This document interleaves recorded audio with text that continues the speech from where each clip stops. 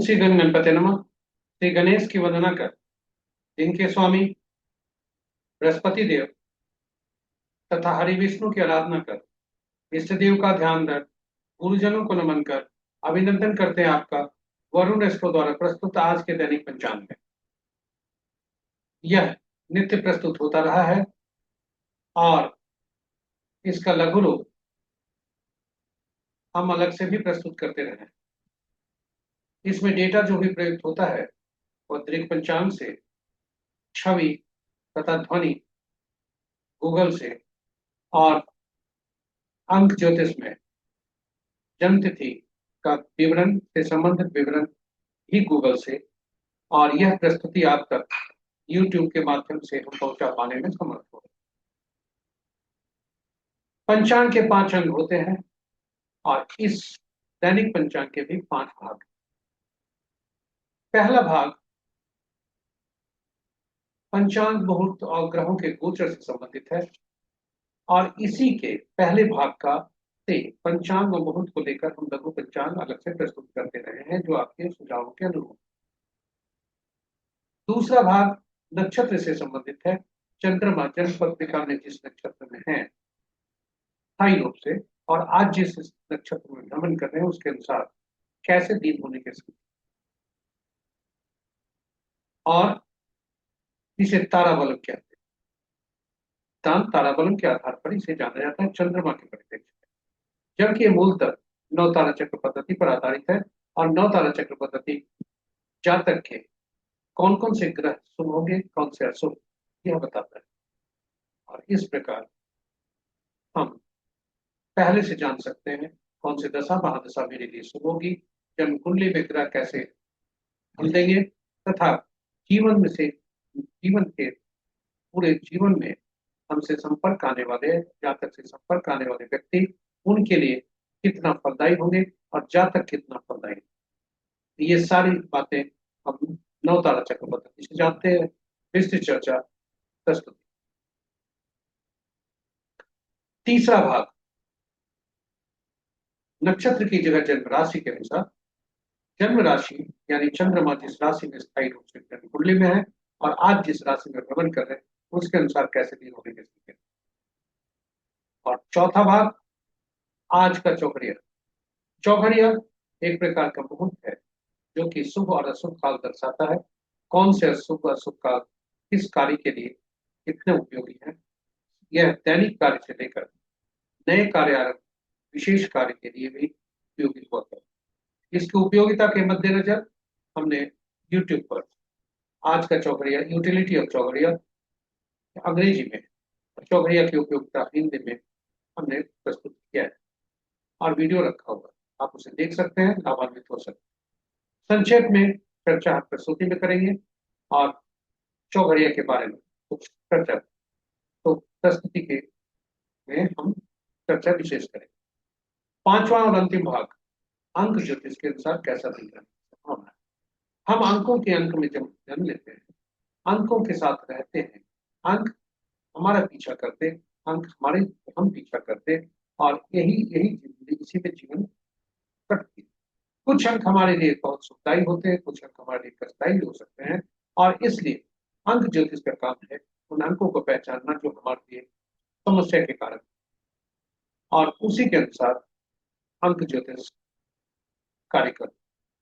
अंक विभिन्न प्रकार के होते हैं, स्थायी और डायनेमिक, चर और चर।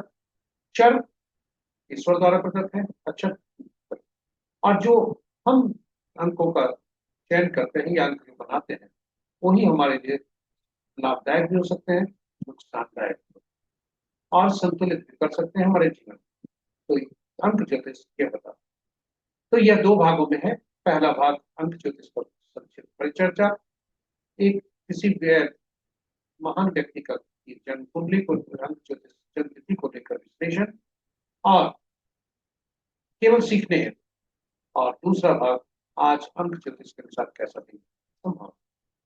इस तरह हमारे 5 अंग दैनिक पंचांग के आपके समक्ष धीरे धीरे सभी प्रस्तुति करेंगे, कहीं जाइएगा नहीं।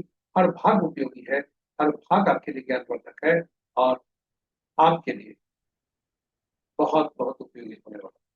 कहीं जाएगा नहीं, हमारे साथ रहेंगे, हम आपके साथ चलेंगे और बिना समय गवाए हम चलते रहेंगे। आज का जो दैनिक पंचांग है, पंचांग की भाषा, जब भी हम पंचांग का शब्द हमारे जीवा पर आता है तो शुभ और अशुभ मुहूर्त की ओर हमारा ध्यान जाता है, जबकि उससे एक फर्क है। पंचांग केवल शुभ मुहूर्त जानने का माध्यम नहीं है, व्यक्ति की निर्णय क्षमता को सुदृढ़ करता है, आत्मबल बढ़ाता है। पंचांग प्रकृति और ब्रह्मांड की ऊर्जा के साथ संतुलन स्थापित करने में सहायक होता है, जिससे हम सबके जीवन में शांति, समृद्धि और सकारात्मकता का संचार होता है। अतः पंचांग का अनुसरण करके हम अपने जीवन को अधिक सफल और समृद्ध बना सकते हैं। तो चलिए आइए पंचांग के जीवन में हम भूमिका को देखते हुए हम सब पंचांग का अनुसरण करें, करके अपने जीवन में शांति, समृद्धि और सकारात्मकता का संचार सुनिश्चित करते हुए अपने जीवन को अधिक सफल और समृद्ध, साथ ही साथ प्रस्तुति को साझा करें अपने मित्रों, परिजनों तथा शुभेच्छुओं के संग, ताकि वे भी पंचांग का अनुसरण करके अपने जीवन में शांति, समृद्धि और सकारात्मकता का संचार करते हुए अपने जीवन को अधिक सफल और समृद्ध बना सकें और उनके इस प्रयास में हम सब एक माध्यम बनकर होने के बने। चलिए पंचांग की तरफ चलते हैं। पहले भाग, स्वागत है आपका पहले भाग। आज का दिनांक 18 सितंबर 2025, माह अश्विन, पक्ष कृष्ण, शाका संवत 1947 विश्ववसु, विक्रम संवत 2082 कलायुग और कलयुग का 5126। आज का सूर्योदय 5:36 पर है, सूर्यास्त 5:50। आज का दिशाशूल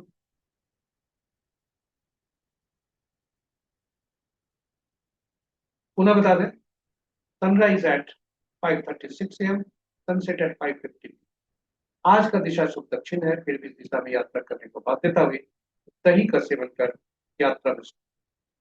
पंचांग के पांचों अंक, वार गुरुवार, तिथि देर रात्रि 11:34 तक द्वादशी जो भद्रा तिथि के अंतर्गत आता है, तत्पश्चात त्रयोदशी जो जया तिथि के अंतर्गत आता है। नक्षत्र 6:32 तक पुष्य, उसके बाद स्पेशल योग रात्रि के 9:37 तक शिव, उसके बाद सिद्ध करण दिन के 11:28 तक कौलभ, तत्पश्चात रात्रि के 11:24 तक 33 कर। तो ये रहे पंचांग के पांचों। महत्वपूर्ण मुहूर्त में जाने के पूर्व भोलेनाथ को का वास देखते हैं कि भोलेनाथ का वास कहाँ है। जय भोलेनाथ। ओम नमः शिवाय। ओम नमः शिवाय। जब तक द्वादशी तिथि है, यानी देर रात्रि 11:24, भोलेनाथ वृषारूढ़ नंदी पर सवार है, जो अभिष्ट सिद्धि के लिए बहुत उपयोगी है। तत्पश्चात वे भोजन पर जाते हैं, जो कि पीड़ादायक है, शुभ नहीं। जय भोलेनाथ। ओम नमः शिवाय। ओम नमः शिवाय। महत्वपूर्ण मुहूर्त में अभिजीत मुहूर्त दिन के 11:19 से 12:08 अपराह्न तक, अमृत काल कल भोर में 5:27 से 7:05 19 सितंबर 2025 तक कल के। जब भी आज इसी दिन का नक्षत्र बृहस्पतिवार को जब भी पुष्य नक्षत्र होता है तो गुरु पुष्य योग बनता है, और आज वही योग। इस प्रकार तीन तीन योग हैं, गुरु पुष्य योग, सर्वार्थ सिद्धि योग और अमृत सिद्धि योग। ये तीन महायोग आज प्रातः 5:36 से 6:32 तक। पुनः बता दें, जब भी चंद्रमा पुष्य नक्षत्र में बृहस्पतिवार को होते हैं तो गुरु पुष्य योग का होता है, और उसके साथ साथ सर्वार्थ सिद्धि योग और अमृत सिद्धि योग के साथ यदि आ गए तो महायोग बनता है। तो आज महायोग है गुरु पुष्य योग, सर्वार्थ सिद्धि योग, अमृत सिद्धि योग, प्रातः 5:36 यानी सूर्योदय से 6:32। विजय मुहूर्त अपराह्न 1:46 से 2:45 तक, गोधूली विलय संध्या 5:50 से 6:14 तक, और निशिता मुहूर्त देर रात्रि 11:30 से मध्य रात्रि 0:07। रात्रि में किए जाने वाले पूजा पाठ, जब तक साधना, तंत्र मंत्र आदि के लिए निशिता मुहूर्त से इसको। अशुभ मुहूर्त में सबसे प्रभावी अशुभ मुहूर्त राहु काल अपराह्न 1:15 से 2:47 तक, गुलिक काल प्रातः 8:40 से 10:12 तक, यमगंड प्रातः 5:36 से प्रातः 7:08 तक, वर्ज मुहूर्त रात्रि 7:38 से रात्रि के ही 9:16 तक, और गण मुहूर्त प्रातः 6:32 से कल के सूर्योदय तक। और तत्पश्चात भी, क्योंकि जब भी पंचांग बनता है तो एक सूर्योदय से दूसरे सूर्योदय, ग्रहों की आकाशीय स्थिति को देखें तो अंश के अनुसार चंद्रमा मजबूत स्थिति में आ चुके हैं और वे अपने स्वयं की राशि, इसलिए चंद्रमा मजबूत अवस्था। सूर्य कन्या राशि में आ गए हैं, और इस प्रकार यदि देखें तो शनि देव मीन राशि में है, दोनों आमने सामने। इसका प्रभाव सभी जातकों पर पड़ने वाला है, क्योंकि पिता और पुत्र दोनों एक दूसरे के विरोधी आमने। पिता सूर्य कन्या राशि में, यानी विजडम की राशि में है, अक्ल की राशि में है, आईक्यू की राशि, और शनिदेव मीन राशि, गुरु की राशि। ये भी विद्या के कारक हैं, ज्ञान के कारक। तो चलिए कभी चर्चा करेंगे शीघ्र ही कि सूर्य और शनि के आपस के टकराव का, आपस का दोनों विरोधी एक दूसरे के होने का क्या असर। तो आज चंद्रदेव कन्या राशि, कर्क राशि में, मंगल देव तुला राशि में, बुध देव कन्या राशि में रखकर उच्च की अवस्था में, बृहस्पति देव मिथुन की राशि में, और शुक्र देव सिंह राशि, शनि देव मीन राशि, और राहु देव कुंभ में, केतु देव सिंह। इस प्रकार यदि देखें तो मित्र राशि में एक ग्रह, शत्रु राशि में 3 ग्रह, सम राशि में 3 ग्रह, स्व राशि में 2 ग्रह। बुध की राशि में 3 ग्रह, सूर्य की राशि में 3 ग्रह, 2 ग्रह, मंगल की राशि में कोई ग्रह नहीं है, शेष ग्रहों की राशि में एक एक। नक्षत्र के अनुसार यदि देखें तो मित्र नक्षत्र में कोई ग्रह नहीं है, शत्रु नक्षत्र में 2 ग्रह, सम नक्षत्र में 3 ग्रह, और अपने नक्षत्र में 4 ग्रह हैं। वे हैं सूर्यदेव, मंगल देव, बृहस्पति देव और शनि। केतु और शुक्र का आपस में नक्षत्र परिवर्तन। चंद्र, बुध और राहु, ये 3 ऐसे ग्रह हैं जिनके नक्षत्र में कोई ग्रह नहीं है, और सूर्य देव, बृहस्पति देव तथा शनि देव के नक्षत्र में 2 ग्रह हैं, और शेष ग्रहों के नक्षत्र में एक एक ग्रह। तो ये रहे हमारे पहले भाग की प्रश्न। दूसरे भाग में आपको ले चलते हैं। आज किसी ग्रह का राशि परिवर्तन नहीं है, आपको दूसरे भाग में हम ले चलते हैं। नक्षत्र के अनुसार आज कैसा दिन रहने की संभावना है, इसे तारा बलन कहते हैं। आपके समक्ष सारणी है। तारा बलन के समक्ष जो हॉरिजॉन्टल कॉलम है उसमें सभी नक्षत्रों के नाम है। ये है चंद्रमा जिस नक्षत्र में गोचर कर रहे हैं वह, और तारा बलन के नीचे वर्टिकल कॉलम रोज है, वे यह दर्शाते हैं कि चंद्रमा जन्म कुंडली में स्थायी रूप से कहाँ विराजमान है, किस नक्षत्र में विराजमान, और अपने अपने नक्षत्र से आज के गोचर को पहचानें और फलित देखें। यदि आपका फलित आज का संपत्ति, क्षेम, साधक, मित्र और अति मित्र में है तो फिर आपका बल्ले बल्ले है, आपका दिन शुभ है। वहीं जन्म, विपत, प्रत्यय या नैतन्य में आज का तारा पड़ता है आपका, तो फिर सावधान होने की जरूरत है, अशुभता के संकेत। और इस अशुभता के संकेत जो है आपके हर कार्य के लिए है, दैनिक कार्य से लेकर विशेष कार्य। कोई भी नया कार्य आरंभ न करें, विशेष कार्य न करें, उसे टालें, अच्छे मुहूर्त का इंतजार। यह मूलतः ताराबलम 9 तारा चक्र पद्धति पर आधारित है, और 9 तारा चक्र पद्धति यह बताता है कि कौन से ग्रह शुभकारी है जातक के जीवन में, कौन से ग्रह समस्या कारक हैं। साथ ही साथ उससे बहुत सारी चीजें जान सकते हैं कि दशा महादशा का फल कैसा होगा, जन्म कुंडली में ग्रह हमारे कैसे होंगे, और साथ ही साथ हमसे मिलने वाले व्यक्ति कैसा संबंध उनके साथ होगा, वे हमारे लिए कितना फलदायी। ये सारी बातें हम नौ तारा चक्र पद्धति से जानते हैं, क्योंकि नौ तारा चक्र पद्धति मूलतः एक ही सिद्धांत पर है कि ग्रहों के मन नक्षत्र होते हैं, नक्षत्र ही ग्रह का फल देते हैं, ग्रह अपना फल नहीं। अब समस्या उठती है कि आखिर कौन से नक्षत्र ग्रह का फल देंगे। 27 नक्षत्र, 9 ग्रह। इसके इसको इस प्रक्रिया से सुलझाया गया कि 27 नक्षत्रों को 9 नक्षत्र के समूह में रखकर 3 श्रेणियों में रखा गया। 1 से 9 तक पहला, 10 से 18 तक दूसरा, 19वां से 27वां तक तीसरा। और ग्रहों को महादशा के क्रम में रखा गया। पहला केतु, दूसरा शुक्र, तीसरा सूर्य, चौथा चंद्रमा, पांचवा मंगल, छठा राहु, सातवां बृहस्पति, आठवां शनि, नौवां बुध। और पहला जो नक्षत्र हर समूह में से हुआ, यानी पहला, 10वां, 19वां, इनका स्वामी तो पहले ग्रह को दिया गया, केतु देव। दूसरा, 11वां, 20वां नक्षत्र का स्वामी तो शुक्रदेव के साथ गया। सूर्य के साथ तीसरा, 12वां और 21वां नक्षत्र बने, और इस तरह से बुध के साथ 9, 18वां, 27वां नक्षत्र। और यह सूची इस प्रकार, यह काफी उपयोगी है, सहेज कर इसे रखें। अब फलित कैसे करते हैं, बहुत महत्वपूर्ण है। चंद्रमा जिस नक्षत्र में जन्म कुंडली में है, उनके ग्रह को पहचाने, उनके स्वामी को पहचाने।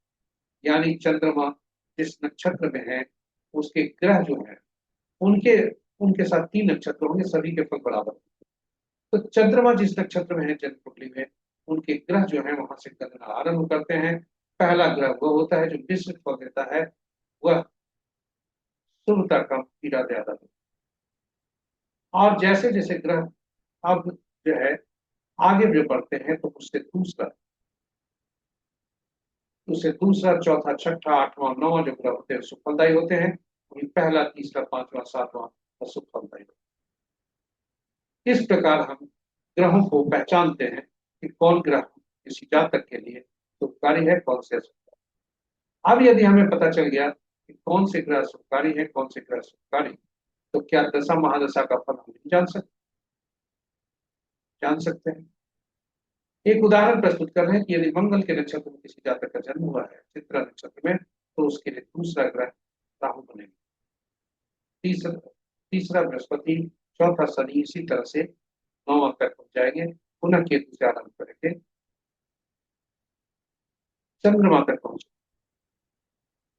इस प्रकार यदि ग्रहों का नाम हम जान गए कि ये ग्रह हमारे लिए सुखकारी है, ये ग्रह हमारे लिए सुखकारी है, चुनौती बड़े समय दे सकते हैं, तो वैसी स्थिति में दशा महादशा का फल हम यदि पहले से जान जाए, तो हम अपनी अग्रिम योजना बना सकते हैं शुभ कार्य को करने के लिए। साथ ही साथ चुनौती को सामना करने के मानसिक रूप से तैयार होते हैं, जो कि हमारे लिए अंततोगत्वा स्वास्थ्य के लिए लाभदायक। साथ ही साथ जन्म कुंडली में कहाँ कौन ग्रह बैठे हुए हैं, यह भी हम जान सकते हैं। उदाहरण स्वरूप कैसा फल देंगे ग्रह, वो भी हम जान सकते हैं, क्योंकि शुभ ग्रह शुभ फल देंगे। उदाहरण स्वरूप यदि हम यह देखें कि जो संपत्ति ग्रह है, दूसरा ग्रह, वे जन्म कुंडली में कहाँ बैठे हैं और उससे संबंधित कार्य करते हैं यदि, तो हमारे लिए संपत्ति के कारण। इस तरह से हम ग्रहों को पहचान, ये जो भी हमारे अशुभ ग्रह है, यानी चंद्रमा के नक्षत्र में जो जन्मे जाते हैं, उसके लिए जो ग्रह अशुभ है,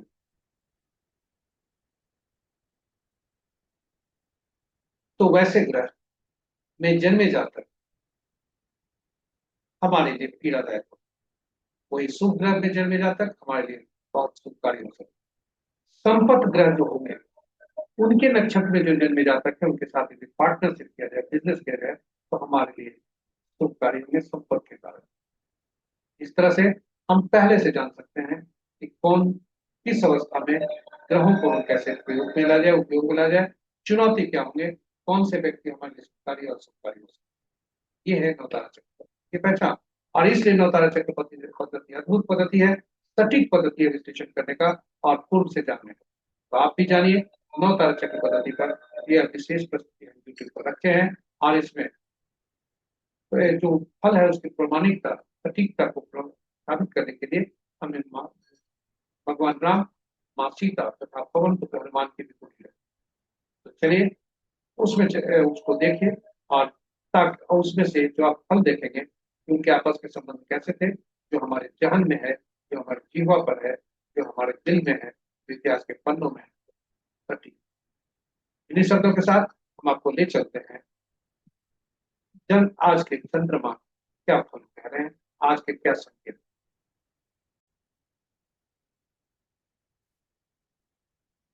आज का चंद्रमा पुष्य नक्षत्र में है, और चंद्रमा पुष्य नक्षत्र में 6:32:32 सुबह तक, और तत्पश्चात वह अश्लेषा नक्षत्र में जाएंगे।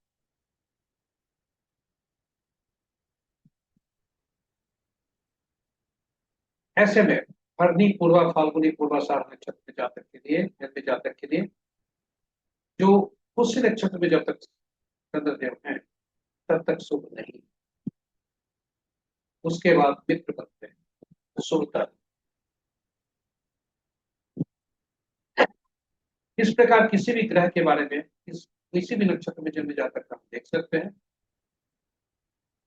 और अग्रिम भी हम यह देखकर जान सकते हैं कब नक्षत्र शुभ होने वाला है, कब उनका तारा अच्छे नक्षत्र में अच्छा समय देकर आए। दूसरा उदाहरण देखते हैं, पुनर्वसु विशाखा पूर्व भाद्रपद नक्षत्र में जन्मे जातक के लिए पहला भाग जब तक पुष्य नक्षत्र चलता है संपत्त है, उसके बाद ऊपर।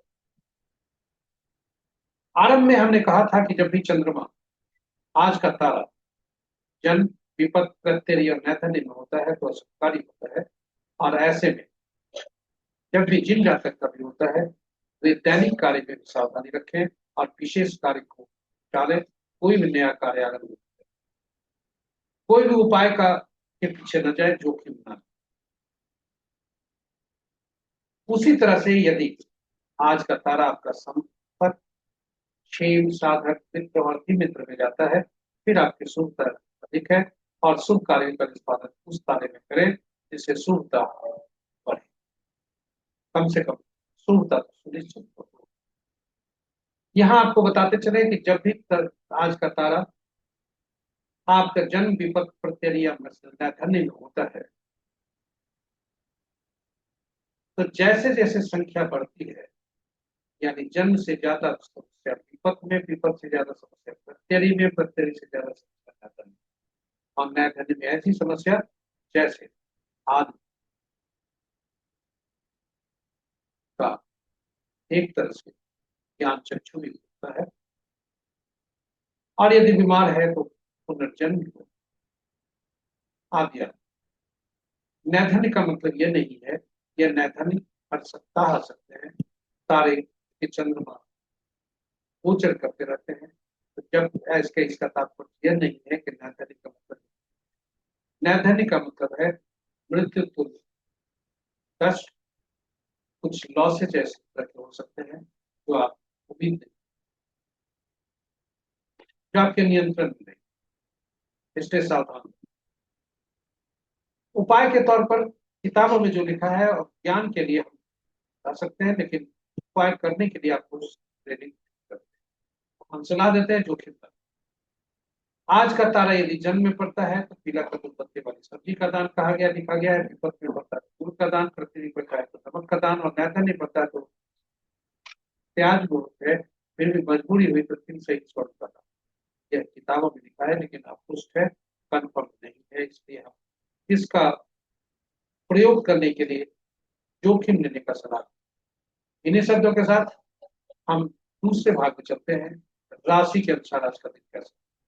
चंद्रमा आज कर्क की राशि में है, अंश के अनुसार मजबूत अवस्था में है, और इसलिए आज का दिन इंद्र जातकों इसे चंद्र बलम कहते हैं, यानी चंद्रमा जिस नक्षत्र में भ्रमण कर रहे हैं, और चंद्रमा जिस नक्षत्र सॉरी चंद्रमा जिस राशि में भ्रमण कर रहे हैं, और चंद्रमा जिस राशि में जन्म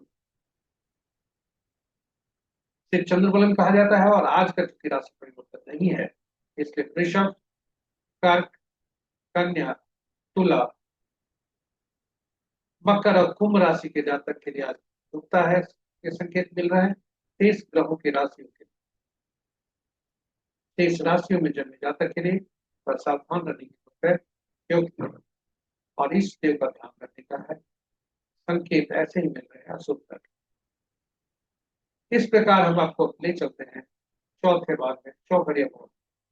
चौघड़िया एक प्रकार का मुहूर्त है जो शुभ और अशुभ समय बताता है। किसी भी शुभ काम को करने की किया जाता है, चाहे वो शुभ काम पूजा कार्य से संबंधित हो या कोई कार्य नया पहली बार किया जा रहा हो, यहाँ तक कि दैनिक कार्य का उपयोग। यदि कोई व्यक्ति उचित मुहूर्त नहीं देखना चाहता तो कम से कम शुभ काम को करने के लिए चौघड़िया चुने। और चौघड़िया की उपयोगिता के लिए हमने यूट्यूब पर जो पोस्ट करके रखा है हिंदी और अंग्रेजी में। चौघड़िया की उपयोगिता हिंदी में, चौघड़िया अंग्रेजी। संक्षेप में बताते चले कि कुल 8 चौघड़िया दिन के होते हैं, 8 चौघड़िया रात के। तो सप्ताह के दिन 7 ही होते हैं, इसलिए 7 चौघड़िया का नामकरण हुआ। और 8वां चौघड़िया जो आदि का चौघड़िया होता है वो यंत्र का चौघड़िया। तो सूर्य देव हर ग्रह इस तरह से हर चौघड़िया का जो संबंध है साप्ताहिक दिनों से हुआ, और हर सप्ताह के दिनों का संबंध विभिन्न ग्रहों से है। जैसे देव चौघड़िया का सूर्य देव स्वामी बने, चर के शुक्र देव इसी प्रकार से चौघड़िया के कोई न कोई ग्रह स्वामी। और विभिन्न ग्रहों को विशेष कार्य करने के लिए उपयोग, उसकी उपयोगिता विशेष कार्यों के लिए है, विशेष प्रयोजन के लिए। इसलिए हर चौघड़िया विशेष कार्य विशेष प्रयोजन के लिए। अमृत चौघड़िया सभी कार्य। तो इस प्रकार हर चौघड़िया का कार्य अलग अलग है और हम उसका उपयोग करते हैं। चौघड़िया का उपयोग करते समय यह उसमें सुनिश्चित करना चाहिए कि दिन का चौघड़िया वार वेला, काल वेला और राहु काल से ग्रस्त हो सकता है। रात्रि का चौघड़िया काल। कोई भी चौघड़िया जब अशुभता से व्याप्त हो तो उसका परित्याग करना चाहिए, उसे उपयोग नहीं करना चाहिए, क्योंकि शुभता का नुकसान नहीं, अशुभता की संभावना ज्यादा हो। तो चलिए आज का चौघड़िया देखते हैं। आज का चौघड़िया कैसा है। आज का चौघड़िया अमृत चौघड़िया राहु काल से ग्रसित है, काल चौघड़िया काल वेला से ग्रसित है, शुभ चौघड़िया वार वेला और रात्रि का लाभ चौघड़िया, रात्रि का लाभ चौघड़िया काल रात्रि। तो इन चौघड़िया का परित्याग कर आप कार्य करें। आपके अब हम आपको ले चलते हैं अंतिम पड़ाव में, अंक ज्योतिष के अनुसार कैसा दिखने की संभावना है। हमने पहले भी कहा था परिचय में कि अंकों पे हम जन्म लेते हैं, अंकों के साथ रहते हैं और अंक हमारे जीवन पर्यंत हमारे साथ रहते हैं, यहाँ तक कि मृत्यु पश्चात भी अंक अकेला रहता है।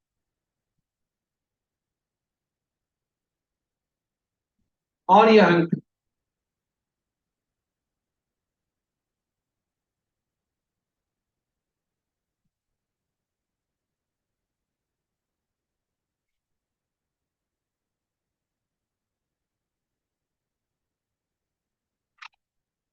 और यह अंक आरंभ होता है जन्म तिथि के जो ईश्वर द्वारा प्रदत्त होता है उपहार के स्वरूप।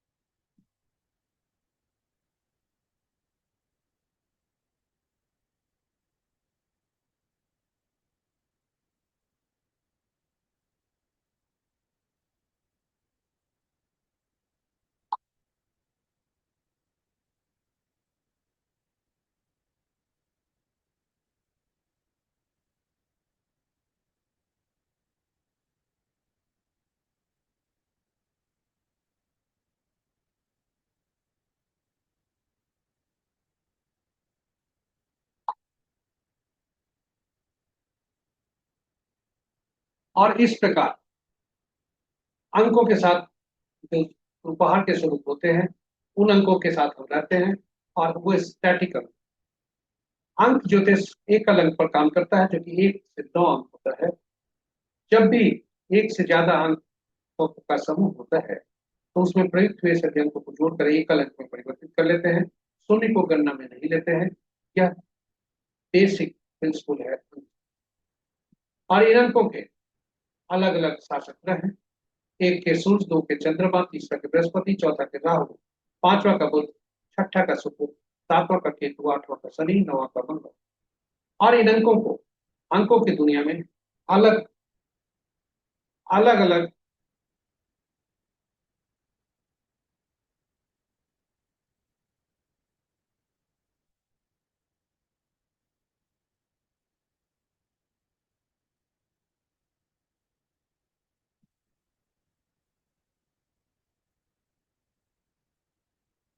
और यह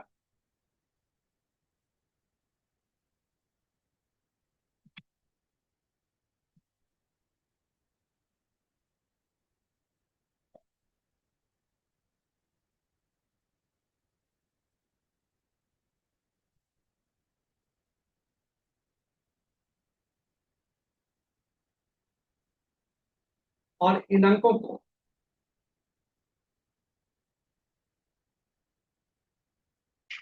हम विशेष नाम से जानते हैं। एक को राजा से, दो को रानी से,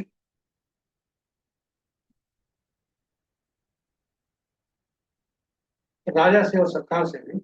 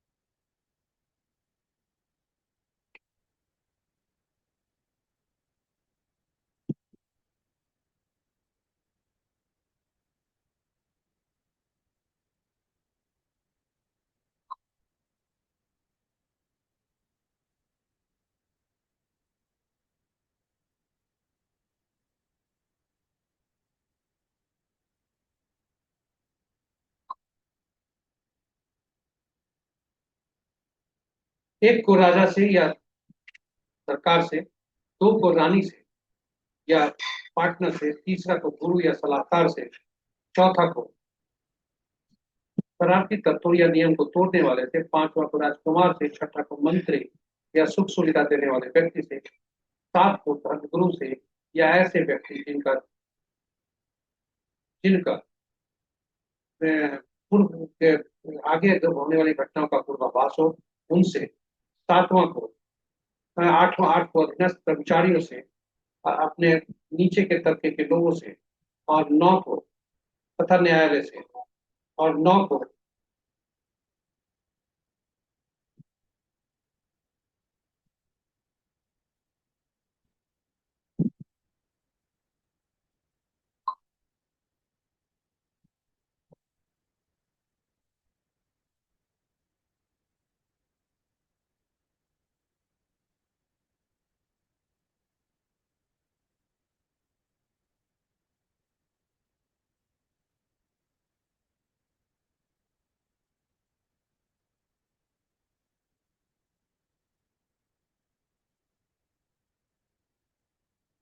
और आठ को अधीनस्थ से कर्मचारियों से, न्यायाधीश से, और नौ को सेनापति, चिकित्सक और पुलिस। अंकों की दुनिया में जब हमने कहा था कि जन्म तिथि एक महत्वपूर्ण तिथि हुआ करता है, और यह ईश्वर द्वारा प्रदत्त होता है। तिथि में 3 भाग होते हैं: जन्म का दिनांक, माह और वर्ष। जन्म के दिनांक को लेकर हम मूलांक बनाते हैं, तथा जन्म तिथि को और माह को, वर्ष को, तीनों को जोड़कर हम भाग्यांक बनाते हैं। मूलांक को हम ड्राइवर भी कहते हैं, भाग्यांक को कंडक्टर भी कहते हैं। ये आपस में दुश्मन नहीं हो सकते। मूलांक और भाग्यांक आपस में दुश्मन होने से हमें समस्या होती है। अन्य भी अंक इससे निकाले जाते हैं जो हम आगे से, किंतु मूल सिद्धांत यही है कि हमें मूलांक और भाग्यांक को पकड़ के रखना है। ये आपस के दुश्मन, और यदि दुश्मन हो गए तो फिर हम डायनेमिक अंक, जो हम अंक चुनते हैं, उससे इसे ठीक करने का कोशिश करते हैं, जो ऐसा अंक को ले आते हैं जो दोनों के लिए मित्र। पहला। दूसरा, यदि दोनों आपस में मित्र भी हैं तो हम जीवन में यह कोशिश करते हैं कि ऐसा अंक न लाएं जो दोनों किसी के शत्रु। नाम का पहला अक्षर भी वो नहीं हो जो इनका शत्रु, क्योंकि नामांक महत्वपूर्ण होता है, पूरे जीवन में काम आता है। और अब आप आश्चर्यचकित होंगे कि नामांक शब्द कहां से है। नाम में तो अक्षर होते हैं। जी हाँ, नाम में जो अक्षर होते हैं उनके अंकीय मूल्य होते हैं, और वही अंकीय मूल्य हमारे लिए कामयाब। वही अंकीय मूल्य से हम अक्षरों को परिवर्तित करते हैं, और इस प्रकार नामांक। अब यदि जातक का देखें 9 और 6 आपस में शत्रु है या मित्र है, यह हमेशा, तो मित्र किस को याद करना, थोड़ा मित्र या तटस्थ को याद करना उतना मुश्किल काम है। सबसे पहले शत्रु को पहचान कि ये नहीं हो। नाम का पहला अक्षर मूलांक भाग्यांक का शब्द नहीं हो।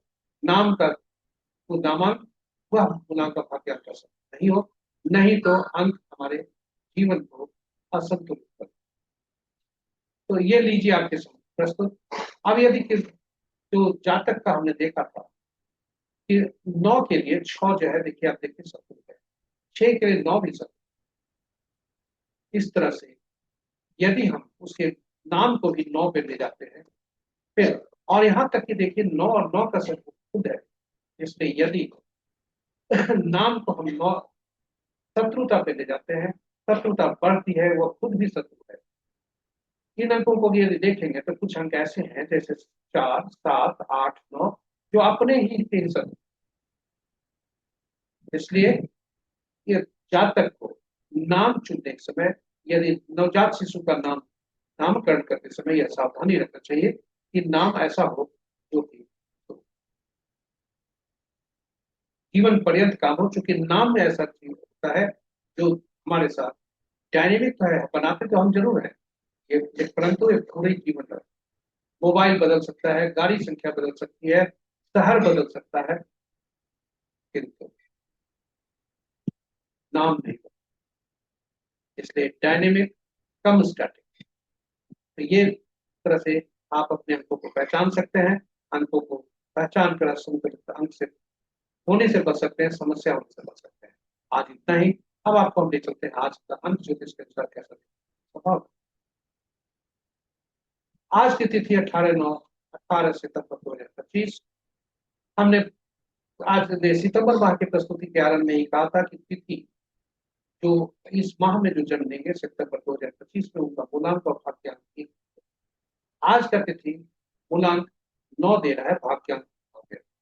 अब भाग्यांक 9 का संबंध दूसरे अन्य अंकों से देखिए तो इस केवल एक राजा का सेनापति किसका मित्र होता है? केवल राजा। और अपना भी इवन सेना का भी मित्र नहीं होता। तो इस प्रकार अगर हमारा सेना जो है सरकार का मित्र होता है और किसी का मित्र नहीं होता, अपना भी मित्र नहीं होता। यहां तक कि यदि परिवार 2 है, अंक है, चंद्रमा से है, उसका भी मित्र नहीं। तो आज सभी अंकों के लिए केवल बुध 5 अंक हुए, जिन जातक का जन्म 5/14/23 को हुआ है, 6/15/24 को हुआ है, उनके साथ तटस्थता का संबंध है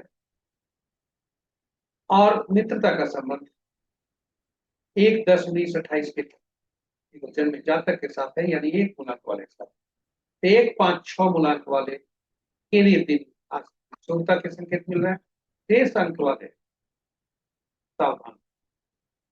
4, जिनका मूलांक 4, जिनका जन्म तिथि 4/13/22/21 को हुआ है, 7/16/25 को हुआ है, 9/18/27 को हुआ है किसी भी माह का, वे विशेष सावधान रहें क्योंकि अति शत्रुता है इनको भाग्यांक नॉन सावधान रहे। इन्हीं शब्दों के साथ आज की प्रस्तुति हमारी यही समाप्त होती है। आशा करते हैं आपका हर प्रस्तुति आपके लिए उपयोगी होगा। इन्हीं शब्दों के साथ हम यहाँ विराम देते हैं। आप हमारे साथ बने रहे इसके लिए बहुत बहुत धन्यवाद। साथ ही यदि प्रस्तुति को पहली बार देख रहे हैं तो हमारे चैनल को सब्सक्राइब करें, साथ ही साथ नोटिफिकेशन बटन को दबा दें। और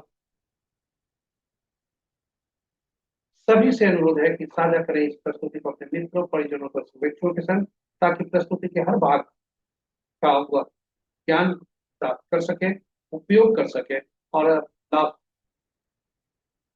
लाभान्वित हो सके। इन शब्दों के साथ दिन के स्वामी हरि विष्णु प्यारा कामना करते हैं कि आज का दिन शुभ हो, आपके लिए उल्लास भरा हो, उपलब्धि भरा हो।